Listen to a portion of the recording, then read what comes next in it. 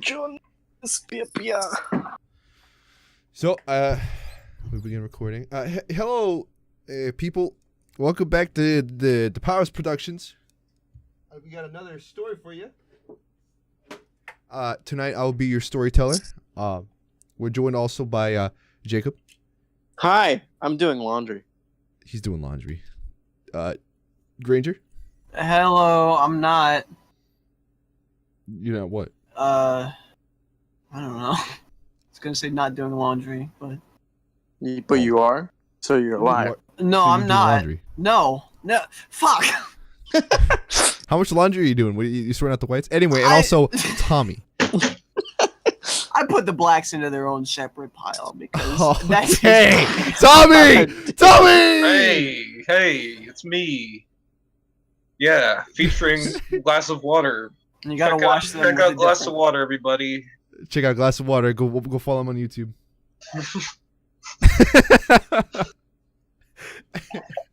You almost turned glass of water into water all over the computer.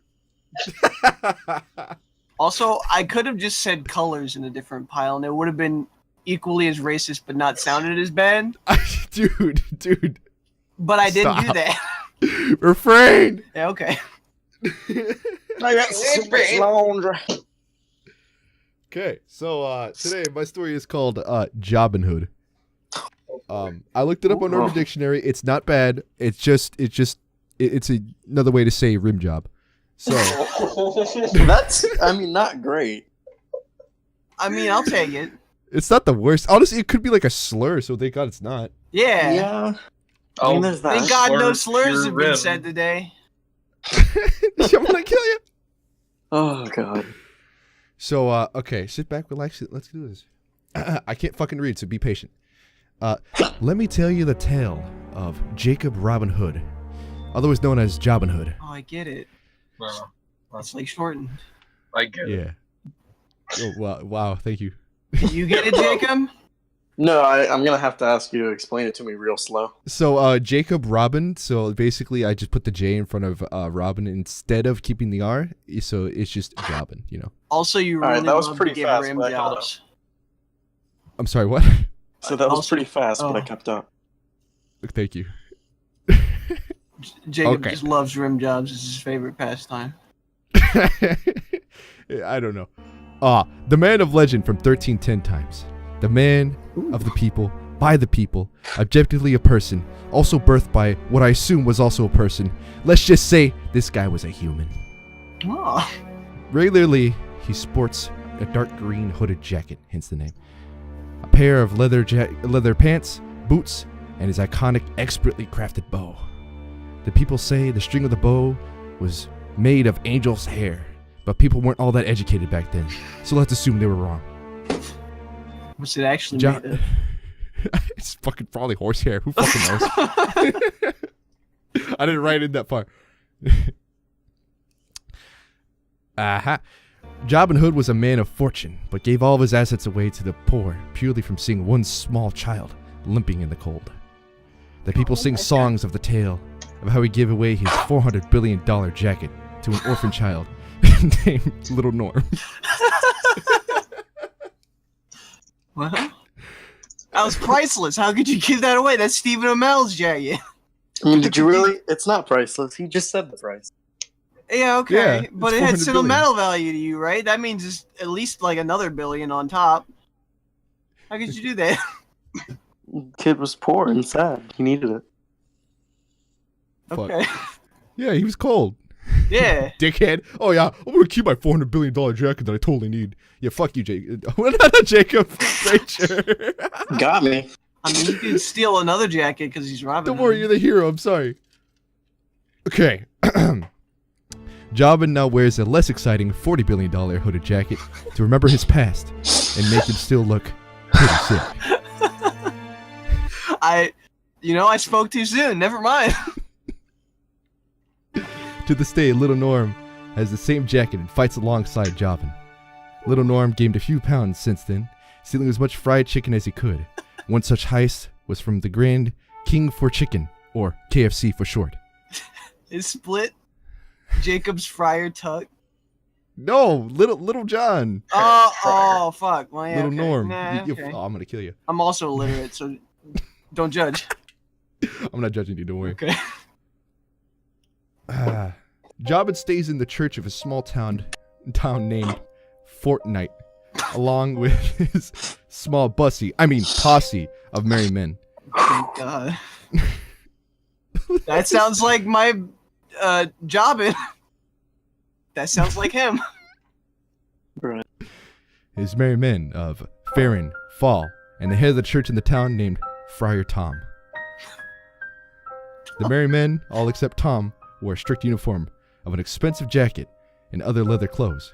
Summer was hell in this getup, and several of the past merry men have died not in battle, but from heat stroke. Friar Tom instead wore his normal church garb and preached his sermons to the people of Fortnite, Oh, mostly reading from the book of Revelations, which okay. is about the end. Well, that makes sense. Also, I'd like to imagine Jacob Schmerin and Schmall, was it? Is Yeah, that Farron them? and Fall. Oh, Farron and Schmall. I'd like to different. imagine them just like 3 fucking gimps just walking around fully clad in leather. Not at all. Not at all. Okay. But yes. I mean, that's gonna be my headcanon. Up to you, man. He unzips his fucking flap to like shoot a bow. Awful. On this particular day, Jobin was planning from stealing from his regular Prince Greg. Oh. A horse-drawn carriage down a dark path that Greg had refused to stop going down. Excuse me. That was just the bullet point. Oh, well. I read it exactly word for word. Excuse me. You can see a horse-drawn carriage going down a dark path in a forest that Prince Greg refuses to stop going down. Okay. Nailed it. Thank you. Flawless victory. Thank you. Jobin and little Norm sat in the sidelines, waiting for the perfect time. Then, Jobin pulled back an arrow and let it fly, going straight through the leather straps attaching the horses to the carriage, promptly scaring the horses off while doing so. Jobin then swung from a rope to the side of the carriage. Little Norm, following shortly after, it slammed right into the side of it. Perfect. Hell yeah. Was he just like a wrecking ball? Just used all of his weight? No, it destroyed just rocked the cart is all. Oh, okay.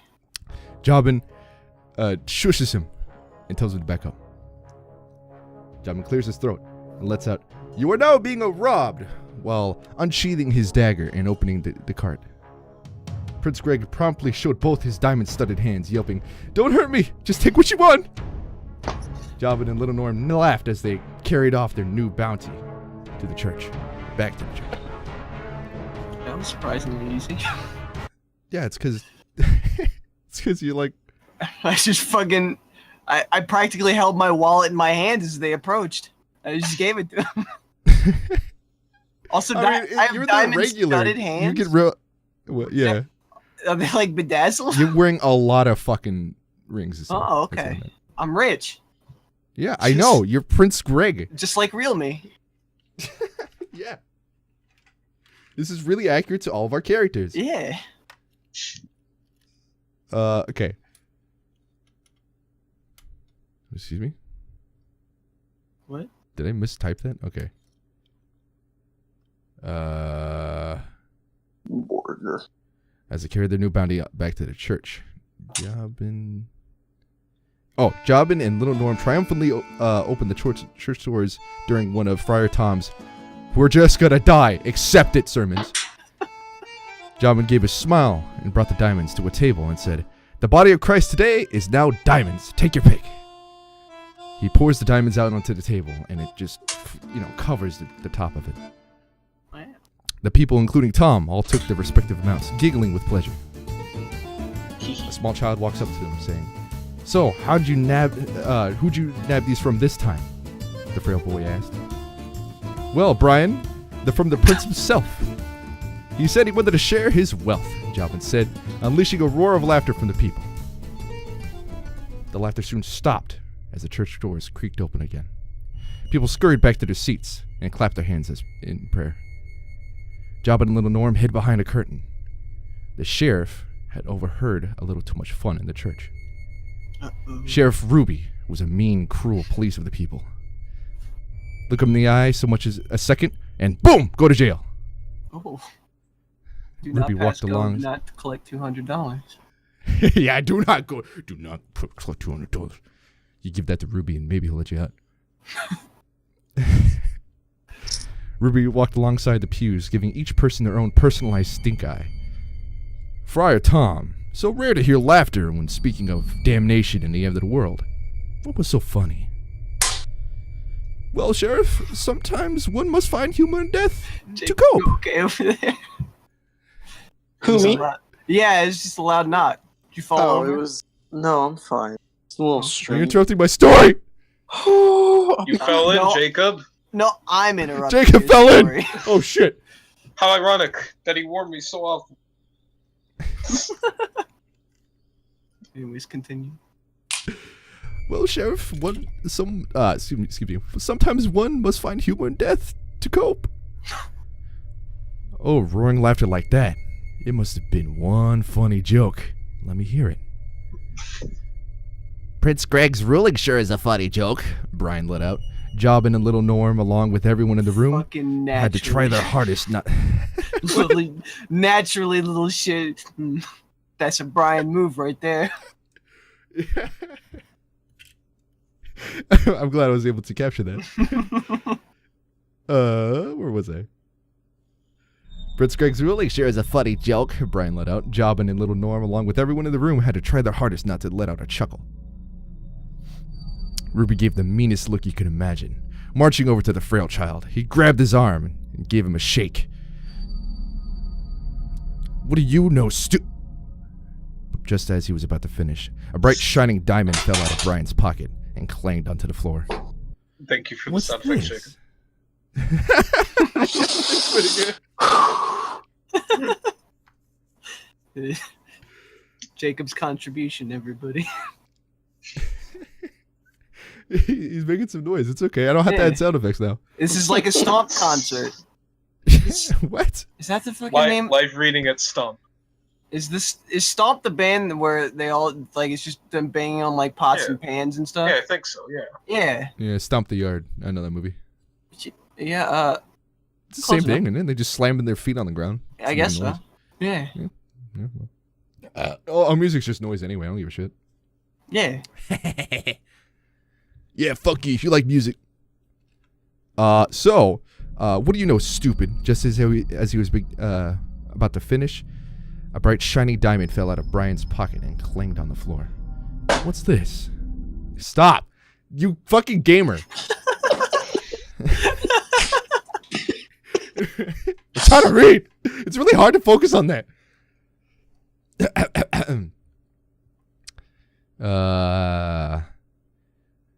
Ruby picked up the diamond and examined it. How did you get this? This is a royal gem. The Jobin got it for me, and he's twice the man you are. Oh my fucking god damn it, Brian. Goddamn Brian, little shit. Twice the man you are, Brian retorted, somehow managing to pull his arm from the sheriff's grasp. Jobin Hood, is he around? Ruby said, his voice somewhat shaky.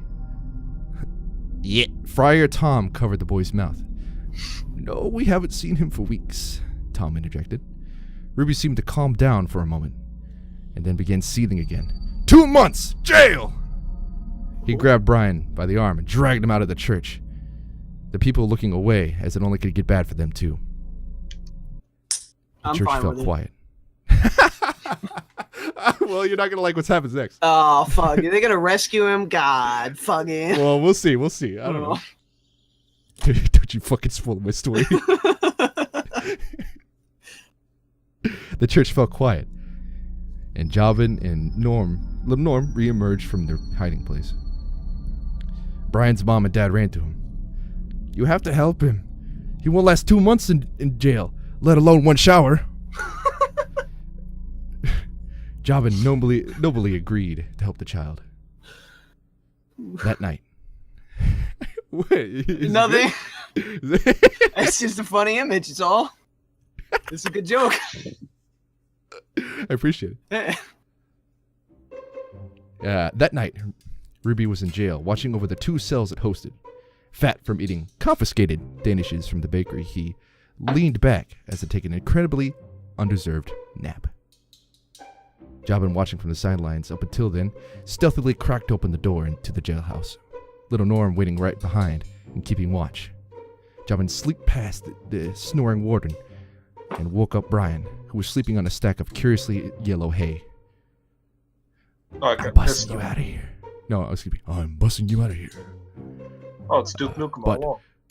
Where did he hide the key? Brian, excited to see his hero, gave a big smile, which soon faded to a frown.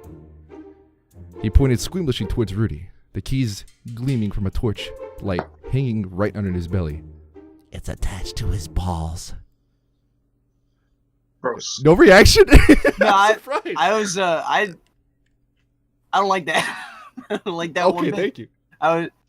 I guess it was under the mic didn't catch it, but I just went. I expected something, but all right, that's good too, I guess. Jobin shuddered and shrugged. I'll have to take the key off the string, he whispered to himself. Quietly, he tiptoed over to the sleeping man, reaching carefully as to not to. Oh God, his balls are vertical. Jobin had to take in the gruesome sight. Oh fuck. Jobin had to take in the gruesome sight in front of him. While holding back vomit, he grabbed onto one of the 3 keys and looked over to Brian and mouthed, "Is this the right one?" Brian shrugged, and Jobin let out a quiet sigh. Carefully and with surgeon-like accuracy, he whisked the key off the ring. Jobin then tiptoed back all the way to the door, which made a loud clang when the key was inserted. Ruby woke up with a fright and saw the scene. What was worse is that the key in the door wasn't the right one. It was locked in place as Jobin tried again to turn it. Little Norm! Jobin called to the door in desperation. Before the sheriff had time to scream for backup, Norm ran in and gave Ruby a Sandman straight to the jaw and yanked the keys from the testicles of the fallen officer. You just yanked your balls? Pain is not a word Ruby would use to describe how it felt. Only screams would be accurate enough, but not even the maniacal noise he made was enough to portray the amount of anguish he was in. Little Norm threw the bloodied keys to Jobin. Little Norm threw the bloodied keys to Jobin, who was too focused on opening the door to care about the noise or the blood. The second key did the trick, and he swung open the door to let Brian out. Jobin, Little Norm, and Brian ran like hell out of the jail. Jobin stopped for a second, his boots skidding on the floor as he stopped. The horse-drawn carriage with the 2 recovered horses sat right outside. A devilish plan came up in his mind. Little Norm and Brian, still running through town, didn't notice Jobin lagging behind, but did notice the carriage coming up swiftly to them. What was first fear turned to joy as they saw Jobin riding on the front. Little Norm and Brian jumped onto the cart as they all shared their victorious laughter. Jobin pushed an elbow into Little Norm and said, I have a plan. It's going to be the heist of all heists. Like a chicken. All that chicken you can eat. That morning, instead of Castle Greg and his assistant, Shmiko, were going through spending and fortune. Am I about to get robbed twice? Well, I hope I get murdered. I don't know. I haven't written that far, but we're gonna figure that out. Brilliant. So let's see here.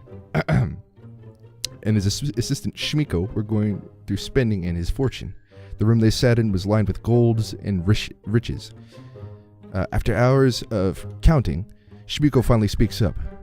So we have 1,000 gold to wardrobe, 1,000 for food, 3,000 to castle maintenance, and well, what?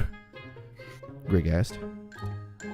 100,000 of gold to thieves. Those damn thieves! Jesus Greg was Christ. Jobin's damn good at his job. You fucking know it, dude. Fucking Jacob's practically the king at this point. He has the entire kingdom's wealth. No, you got like millions. Oh shit. He owns like I know, multiple right? countries. That's why I'm a prince and not a king, because fucking Jacob's a king. You understand? You're the one with millions. Oh, You're fucking rich as hell. Oh, okay, I see. But like, you steal it from you. Yeah, but I have a $40 billion jacket. Yeah. Yeah, he was richer than you at one point, but he's not now. My crown's probably made out of like 10. It's worth like 10 gold. It's like nothing. No, dude. You're not getting what I'm saying. Oh, okay. You're rich as fuck, but not as rich as he was. Jobin's rich as fucker. No, he's not rich right now. He gave his riches away, remember? But wait. So the $40 billion jack is just for show? Yeah. He gave away the $4 billion. It's to remember his past He's, and still look damn nice. Okay. I think that's what he said. That's what I fucking put you, mister. I'll take You weren't it. listening. I'm sorry. Thank you. Okay. Aw. Those damn thieves! Greg was furiously jumping up and down, having a temper tantrum. Prince Greg sat back down this time in his gold, rolling around in the mass of gleaming yellow. Oh my gold, how I love you so. I have a quick question. Yes. Is Granger going to show up in this story? Who knows? I prefer Greg, so. Yeah. That's fair. Hey, buddy. Also, I like to imagine that I don't actually ever bathe. I just bathe in the gold, and that's it. Yeah. I love money that much. Oh my gold, how I love you so. A servant walked into the room and called to the prince. Your Highness, we have a The servant locked eyes with Prince Greg, and then reluctantly continued. We have a visitor waiting for you in the throne room. Greg fixed himself as he stood, and made his way to the throne room. Was I like masturbating in the gold? Why did that person get so nervous? I don't. If they locked eyes with me. you were doing something with that gold. I don't know for sure. I didn't go into detail, but that's for my fanfic. I was gonna be writing about the story. I was using my a stack of gold, like gold quarters or something, as a dildo. And Gold quarters. Yeah, and they were upset with it. They weren't upset with the dildo going in my ass. They were just really confused with the gold quarter bit. They're like, we don't have that kind of currency here, but all right. Greg fixed himself as he stood. And what? Jacob died. Oh, Well. fuck. The laundry got him. The laundry Fuck. monster. killed him, really dude. fell in this time. The laundry monster ended his Can't believe he life. fell in. Should we call the police? That's what he always warned us about. You don't fall in, man. Yeah. And then the washing machine just sucked him up. Yeah, it just sucked him. And it Right also, Gave him a like, good suck. it also disconnected his mic. Yeah, it turned off his fucking Discord. It like pulled out his like robotic hands, disconnected the Discord. It like locked his phone and then started sucking. If only he had robotic legs. Yeah, it's too bad. Should we like wait? Yes, that would be a good idea. So where the fuck What was happened at all? It took me a second to realize what the fuck just happened. We're back. So let's see. We have a visitor in the throne room. Greg fixed himself, and then he stood and made his way to the throne room. There stood Friar Tom, wearing a blessing smile on his face, beckoning the prince to have a seat. I've always wondered, are you a man of religion? A wicked smile grew on his face, and we cut to outside, where Jobin and little Norm look up at the tower, where the gold is set. The gleaming yellow you could see shining from the room as the sun peered in. Jobin drew his bow and pulled back an arrow with a large piece of rope. He pulled it back so far and aimed so true, he was able to land it right above the window of the tower where the light was peering in. Now comes the hard part, Jobin said to little Norm, as he slowly snuck his way in, climbing up the castle walls. Castle Greg was very steep and had about 4 towers surrounding somewhat of a manor. But The gold was kept in one of the towers as to deter robbers. But Robin was already aware of this. That didn't work too well, apparently. That's fine, though. Climbing up the castle walls, he dropped a few rocks and made a few pounding noises. Little Norm winced as he watched on, and the guard heard a few rocks falling down. Little Norm thought quick and jumped out of the cart and threw off his leather clothes and started running through the castle. Just a naked young man? Screaming obscenities. Fucking Junkrat! Ooh, fuck! The guards, completely distracted from the original situation, turned their attention to the now screaming large man running through their castle. Stop right there! Why do you have to be naked for the distraction? You have to realize it's really hot in that they always wear. Okay. I'll take it. Jobin gave a small chuckle and continued climbing up the wall. There, he jumped in. Schmeagol looks up with terror. Sire! Jobin threw a throwing knife, just missing Schmeagol's head. Do not speak, and do not yell. I'm taking this gold, and you're going to be quiet. Schmeagol gave a reluctant nod. And Jobin tied him up with a rope and threw him into the corner. Jobin then took out a few burlap sacks. Not enough to carry all the gold, of course, but just enough to get a good amount. He then started loading the gold into the burlap sacks. And in the background, you can hear not only Little Norm running around completely naked and screaming obscenities, but you can also hear Friar Tom going on about the end of the world, how the end is nigh, how the lightning strike nearly hit him one day, and how that signifies the end of time. Is he being converted? Prince Greg is sitting very bored listening to the story. I need to go back to my gold. No. You haven't heard the best part yet. You know God, right? Tom running out of ideas to try to distract the king. Yes, it's all good. I have to go back to my gold. No! Friar Tom, grabbing his arm. Did you touch me? Prince Greg said.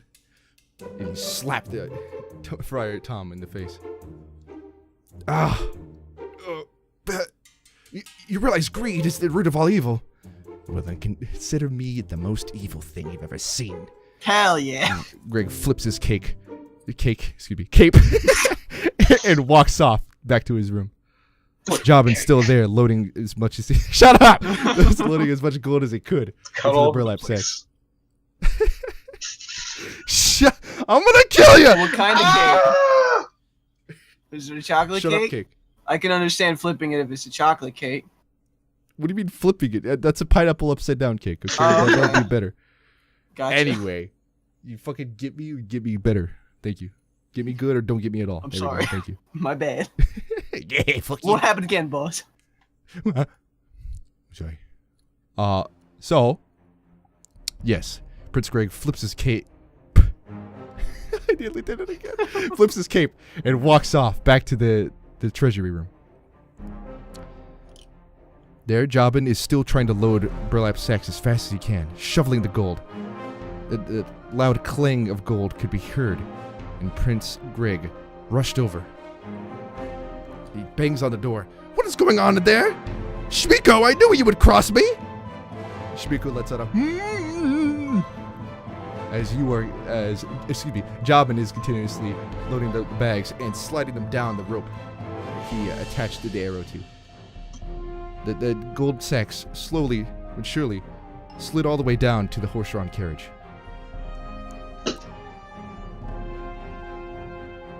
Prince Prince Greg beckons some guards and says, come here, I need help. And the guards rush over and bust the door down. In was only Shmiko, sitting there tied up with his mouth gagged. And Prince Greg says, what happened? Who did this? Oh, right. He takes the gag out of his mouth. It was Jobin. Ooh, those thieves! And he jumps up and down and gets all mad and stuff. And Shmiko gets up and says, Behind you. The door slams behind Prince Greg, and the guards are locked outside yet again. And down drops Jobin. Prince Greg goes, no, don't hurt me. Jobin grabs him by the shoulder. Prince Greg's soul nearly left his body when that happened. Wait, what and happened? He pulls the cape off. What did I do? Prince Greg's soul nearly left his body whenever Jobin grabbed the shoulder. I like shat myself so hard my soul started coming out. Yeah. Oh. Wait. Okay. You heard me. Okay. You say hot or huh? I said hot. Oh, hot. Oh. Yeah. Granger's soul turtle heading is just the hottest thing I can. Yeah, exactly. I'm glad I can't get my rocks off unless Granger's soul is out of his Oh body. hell. Anyway, Jobin then pulls the cape off of Prince Greg, who's now slumped over on the floor. The cake? Fainted. Oh! Upset. Downset? He then uses the large cape to fill with gold and ties it all by the four corners. This is a large sack full of hundreds of pieces of gold, and it slides it all the way down back to the horse-drawn carriage. All right, that's that. I'm sorry. I'm laughing at my own joke. Anyway, Jobin then uses his beautiful bow as somewhat of a grappling hook. No, not a grappling hook, excuse me. What's the word I'm looking for? It is I know what you're talking about. Zipline thing. Zipline. As a zipline thing, a zipline handle. Yeah. It slides all the way down to the horse-drawn carriage and gives it. That was a horrible whistle. To Friar Tom and also Little Norm, who had four guards in a headlock, giving them all noogies. In like while one completely arm? naked. Yes. That's a big boy. Is he still naked? Yes. Oh, fuck yeah. Actually, while still naked. Oh, okay. Little Norm and Friar Tom rush over to the cart and chop in. They ride off, again with victorious laughter, but soon it stops. The guards have gone on their own horses. The cavalry is here. One of them was Tracer. She died all of a sudden. It's a 1310 times episode of Cops. That reminds me of Shrek. Fuck. I think you mean Nice. Shrek 2. Thank Shrek you very 2, much. My bad. Anyway, so the cavalry chases them as they go through the dark forest yet again. The horse-drawn carriage rushes past them as fast as they can. Rushes through the forest as fast as they can. And the knights follow closely behind, taking a few swipes at Jobin and Friar Tom that were sitting on the front. Little Norm, trying to get them away, with the short sword, poking at them but missing. And then Jobin continues down the path along with the gold, and he says, "No!" And then the cart rushes past this clearing, and then a tripwire pulls and becomes straight. A large razor wire, able to. And then The they're cavalry all don't see decapitated. it. The cavalry don't see it coming. Oh god.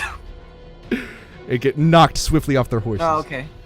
They're all right. I would have liked their heads to have come off, but that's just me. Everyone was fine. They're Just your fell off their men. horses. I also like kill. Greg's men. Yeah, but I also like killing orphans for the fun of it. Yeah. So that's mean, him. yeah. It's just Granger things. Yeah. Or Greg things. Yeah. I should say. Anyway. The crew left yet again, as the other merry men, Farron and Fall, had hidden in the clearing, grabbing the horses of the What the knights. fuck were they doing this rushing whole off. time? Just sitting on their asses? Yeah, Okay. I mean, I'll take it. the author forgot about them. But anyway, they had an important role at the end. So they grab the cavalry's horses and rush off, also giving a triumphant laughter. They were the getaway driver. That's right. In the town, Jobin pulls up in the large carriage and calls to the people. People of Fortnite, I bring to you I fortune. forgot that's what this place was called. So yes, and they begin throwing coins to the people. They all cheer and grab as much as they can. The wealth distributed, Jobin decides to quit his thievery and use the wealth that he earned from stealing to open up his own, to buy his own land and have his own castle. It's King Jobin. He is just the king. He's fucking mega rich. Hell yeah. Yeah, the end. Hey. No. One last caveat. Yes. Can Maid Marian be a dog? I don't know who the fuck. Maid Marian? Isn't that not fucking Robin Hood's love interest? I haven't watched Robin Hood or read Robin Hood okay. in years. I'm gonna So say I Maid don't know. Marian's like a Oh, dachshund. oh. My Yeah, computer sure. freaked out for like a second. Insert in Oh. one dog fucking joke. I really thought I was gonna get off scot-free this time. No, I remember.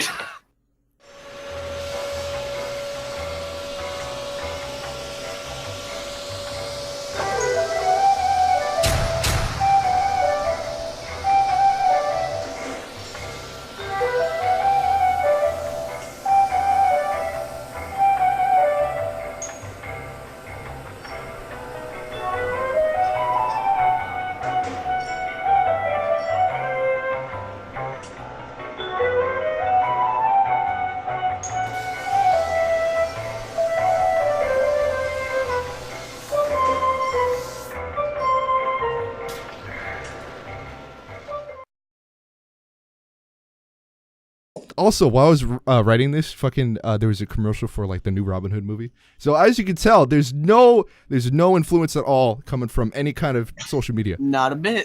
So how's the new Robin Hood movie look, by the way? It's pretty shit.